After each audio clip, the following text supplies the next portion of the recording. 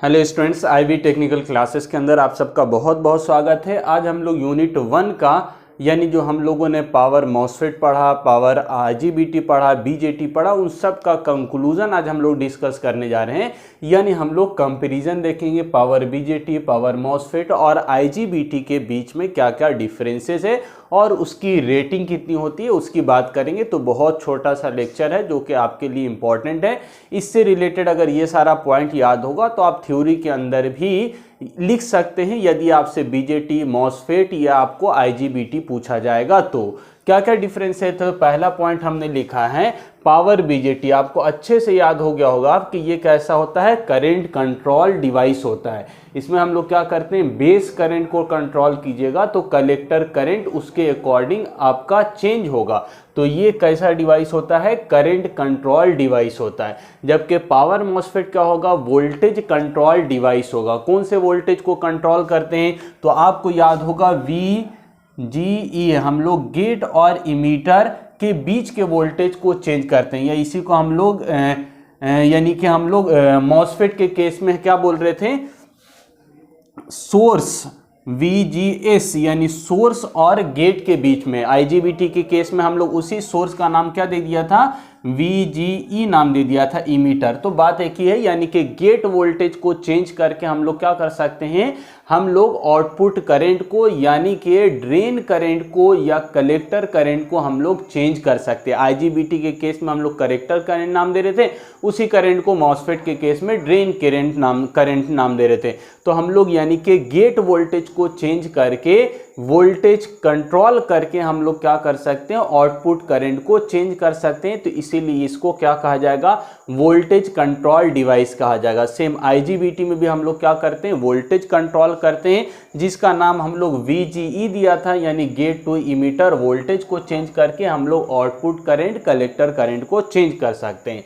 तो ये तो बहुत अच्छे से फर्स्ट पॉइंट क्लियर हो गया होगा। दूसरा पॉइंट लिखा माइनॉरिटी कैरियर, यानी ये माइनॉरिटी चार्ज कैरियर होता है बीजेटी, जबकि आपका पावर मॉसफेट क्या है, मेजॉरिटी चार्ज कैरियर। याद होगा आपको डायग्राम, हम लोग क्या बात किया था कि इस तरह का डायग्राम था, तो यहाँ भी इलेक्ट्रॉन, यहाँ भी इलेक्ट्रॉन, यहाँ P आपका बॉडी था, लेकिन इसका भी लेयर क्या N- लेयर बन जा रहा था, जिससे चैनल क्रिएट हो जा रहा था। और यहाँ पर भी इलेक्ट्रॉन, यानी कि ये पूरा का पूरा इलेक्ट्रॉन्स आपका फ्लो होता है, यानी कि ये कैसा मेजॉरिटी कैरियर होता है। जबकि आईजीबीटी में हम लोग क्या किया था, P+ रीजन लगा दिया था, जहां से आपका माइनॉरिटी कैरियर फ्लो हो रहा था। तो इसको आईजीबीटी को हम लोग क्या बोलते हैं, माइनॉरिटी चार्ज कैरियर डिवाइस बोला जाएगा। आप अगर आपसे यानी पूछा जाएगा कि ये बाईपोलर है या यूनिपोलर है, तो आप क्या बोलेंगे, पावर बीजेटी है, ये बाईपोलर है, यानी इसके अंदर इलेक्ट्रॉन्स होल दोनों का फ्लो होता है। जबकि पावर मॉसफेट क्या है, ये यूनी जंक्शन है या यूनिपोलर है, यानी केवल क्या होगा, इसके अंदर इलेक्ट्रॉन फ्लो होता है।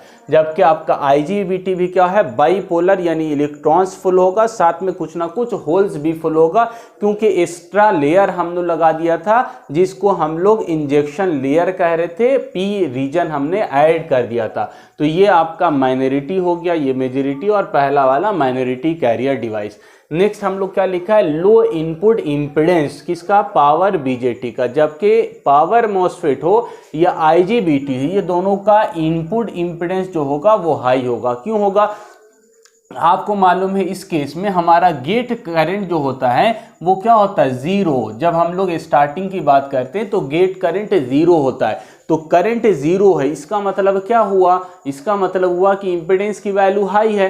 तो हम लोग फिर वोल्टेज अप्लाई करते हैं, हाई वोल्टेज अप्लाई करेंगे, फील्ड क्रिएट होगा, तब करंट फ्लो होगा। तो आईजीबीटी या मॉसफेट के अंदर हम लोग SiO2 यानी सिलिकॉन ऑक्साइड का लेयर लगाते हैं, इंसुलेशन लेयर, जिसकी वजह से करंट फ्लो नहीं होता है। करंट फ्लो नहीं हो रहा है मतलब का इंपेडेंस की वैल्यू या रेसिस्टेंस की वैल्यू क्या है, हाई है।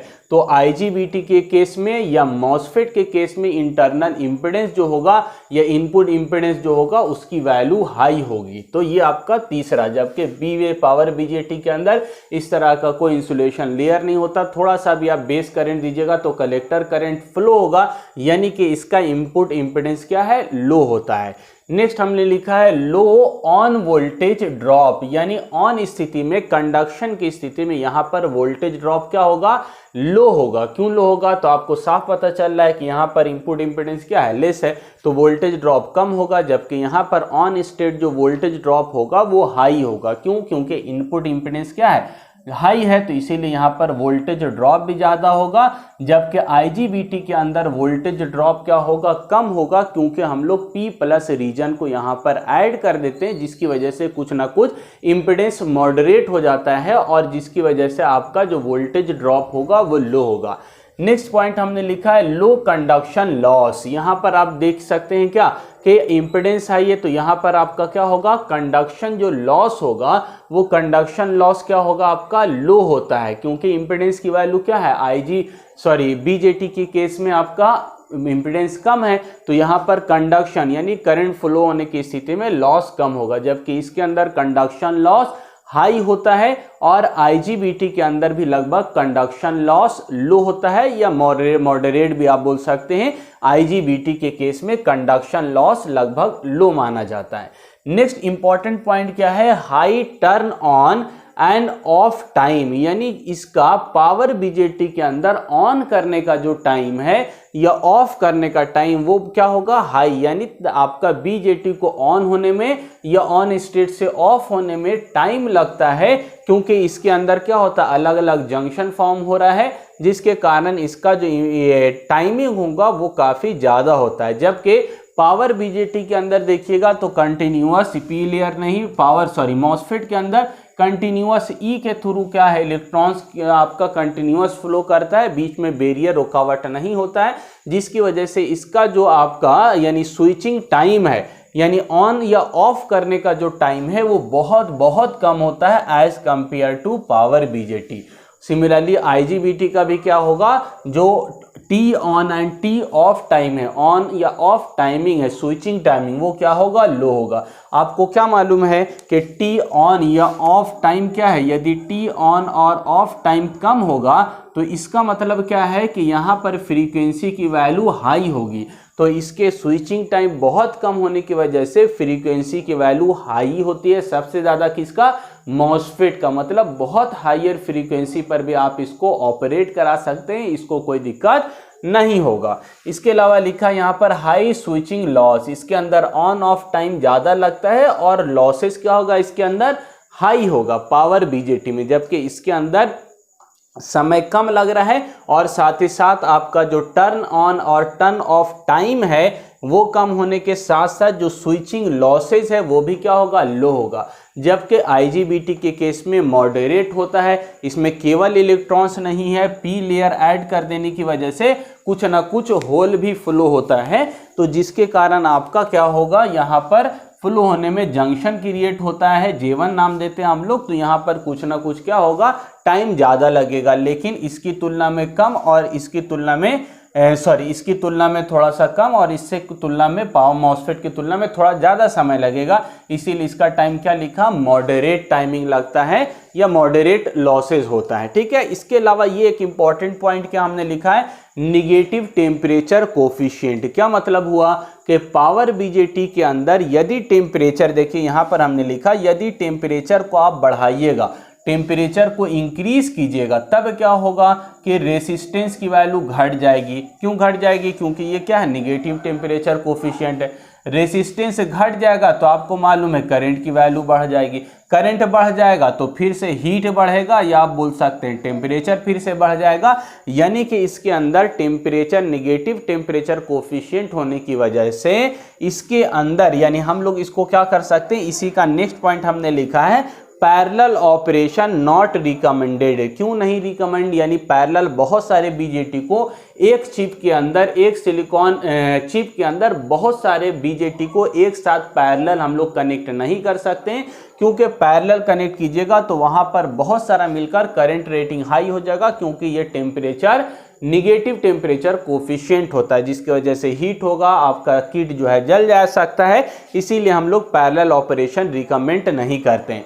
जबकि ये बहुत अच्छे से रिकमेंड करेगा, क्योंकि ये क्या होता है, पॉजिटिव टेम्परेचर कोफिशिएंट, यानी टेम्परेचर बढ़ाइएगा तो रेसिस्टेंस बढ़ जाएगा, तो इसमें हम लोग बहुत सारे मॉसफेट को आपस में एक साथ कंबाइंड करके हम लोग कनेक्ट करते हैं, इसको कोई प्रॉब्लम दिक्कत नहीं होता है। तो इसके अंदर जो पैरेलल ऑपरेशन होता है, पैरेलल ऑपरेशन ये रिकमेंडेड होता है, और इसके ये भी रिकमेंडेड होता है, यानी इसके अंदर भी पैरेलल ऑपरेशन कर सकते हैं। लास्ट पॉइंट यहाँ पर देखिए, सेकंड ब्रेकडाउन, यानी कि एक पहला ब्रेकडाउन तो होगा, साथ ही साथ हम लोगों को जब ये निगेटिव टेम्परेचर कोफिशिएंट होने की वजह से टेम्परेचर और बढ़ा, ये रेसिस्टेंस घट जाता है, करंट बढ़ जाता है, तो इसकी वजह से इसके अंदर सेकंड ब्रेकडाउन होता है। जबकि आपका पावर बीजेटी के अंदर या पावर मॉसफेट के अंदर या आईजीबीटी के अंदर सेकंड ब्रेकडाउन नहीं होता है। तो ये कुल मिलाकर डिफरेंसेस हो गया। अगर इतना पॉइंट आपको याद होगा तो आप पावर मॉसफेट के बारे में भी 10 लाइन लिख सकते हैं, आईजीबीटी के बारे में भी 10 पॉइंट लिख सकते हैं,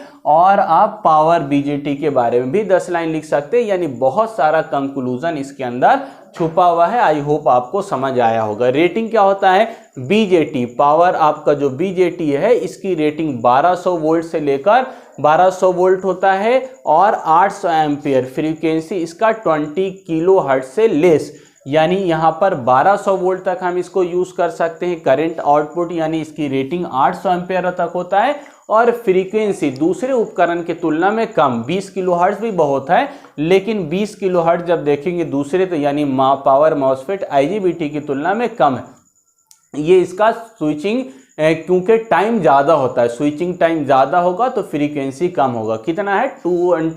20 किलो हर्ट्ज तक इसको यूज़ कर सकते हैं। जबकि मॉसफेट की बात करें, पावर मॉसफेट की, तो इसका वोल्टेज रेटिंग कम है 500 वोल्ट, करंट रेटिंग कम 140 एम्पेयर, लेकिन फ्रीक्वेंसी देखिए कितना ज़्यादा है, 1 मेगाहर्ट्ज तक आप इसको क्या कर सकते हैं?